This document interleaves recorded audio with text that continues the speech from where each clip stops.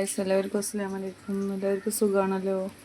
നമുക്കിന്നൊരു കായ്ച്ചാറും ഒരു കിലോ അരിയിൽ നെയ്ച്ചോറും വെച്ചാലോ.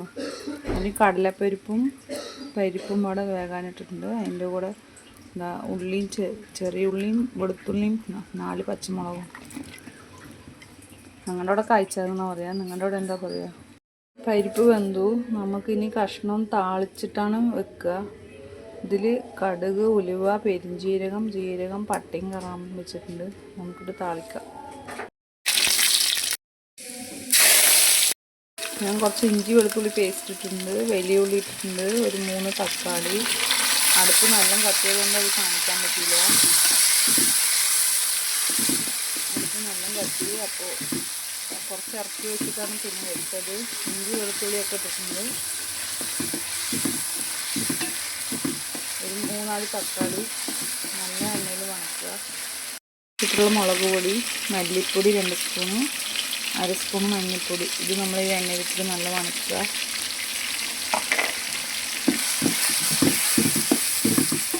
നമ്മൾ പച്ചക്കറിയൊക്കെ കഴുകി മുറിച്ച് വെച്ചിട്ടുണ്ട്. നമുക്കിതിൽ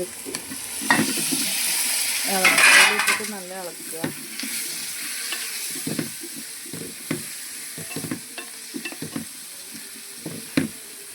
ഇവിടെ കായ്ച്ചാറെന്നാ പറയുക, പക്ഷെ നിങ്ങളെന്താ പറയാന്ന് അറിയില്ല. ഓരോരുത്തരും ഓരോന്ന് പറയും. നിങ്ങളെന്താ പറയുക എന്നുള്ളത് കമൻറ്റ് ചെയ്യണം. അറിയണ പോലെ ചെയ്യുന്നുണ്ട്. ഇതിങ്ങനെ അല്ല എന്നുണ്ടെങ്കിൽ കമൻറ്റ് ചെയ്യണം.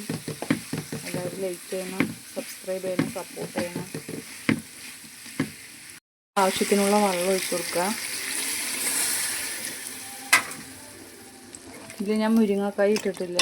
മുരിങ്ങക്കായ് അതൊന്ന് തിളച്ച പിന്നെ ഇടാൻ വിചാരിച്ചിട്ടാണ്. ഇല്ല പറഞ്ഞാൽ അത് വെന്ത് നല്ല ഉടഞ്ഞു പോകും. ഉപ്പ് ഇട്ടിട്ടില്ല. നമുക്ക് ആവശ്യത്തിനുള്ള ഉപ്പ് ഇടാം.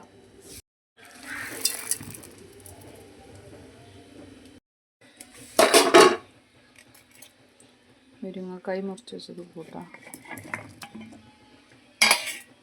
പരിപ്പ് വേവിച്ച് വെച്ചത് കൂട്ടാം. നമുക്ക് മാങ്ങ ഇടാം. ഒരു മാങ്ങയാണ്. പുളിപ്പിനനുസരിച്ചിട്ട് ഇട്ടാൽ മതി. ലേശം പുളിയും ഒഴിക്കുന്നുണ്ട്, അതുകൊണ്ട് ഞാൻ ഒരു മാങ്ങ ഇട്ടുള്ളൂ. പുളിത്തിരി കുറവുള്ള മാങ്ങയാണിത്. നമുക്ക് വെന്തിട്ടുണ്ട്. നമുക്ക് തേങ്ങ കൂട്ടിയാലോ. ചെറിയ അളവിൽ പുളി വെള്ളത്തിട്ടിട്ടുണ്ട്. അത് നമുക്ക് ഇതിലേക്ക് പിഴിഞ്ഞ് ആവശ്യത്തിനുള്ള കുറുക്കത്തിലാക്കിയെടുക്കാം. കായ്ച്ചാറ് റെഡി ആയിട്ടുണ്ട്.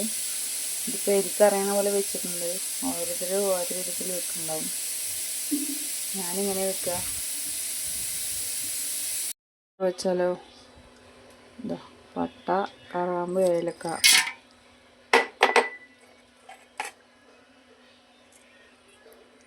അല്പം വലിയ ഉള്ളി, 2-3 പച്ചമുളക്,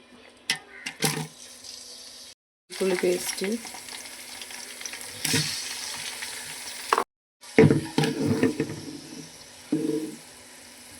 നാല് ഗ്ലാസ് അരി ഇട്ടിട്ടുണ്ട്. ഞാനൊരു 7-7.25 ഗ്ലാസ്സാണ് വെള്ളം ഒഴിക്കുന്നത്. അതേ ഗ്ലാസ്സിൽ അളന്നിട്ട്.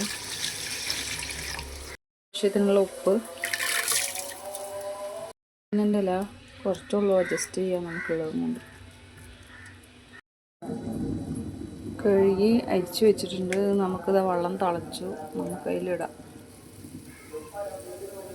സമയത്ത് കുറച്ച് തൈര് ഒഴിക്കുക. അപ്പോൾ എന്താ വെച്ചാൽ നല്ല പൊരുപൊരുന്നുണ്ടാവും, ഒട്ടിപ്പിടിക്കില്ല ചോറും. കുറച്ച് നെയ്യ് ഒഴിക്കുക.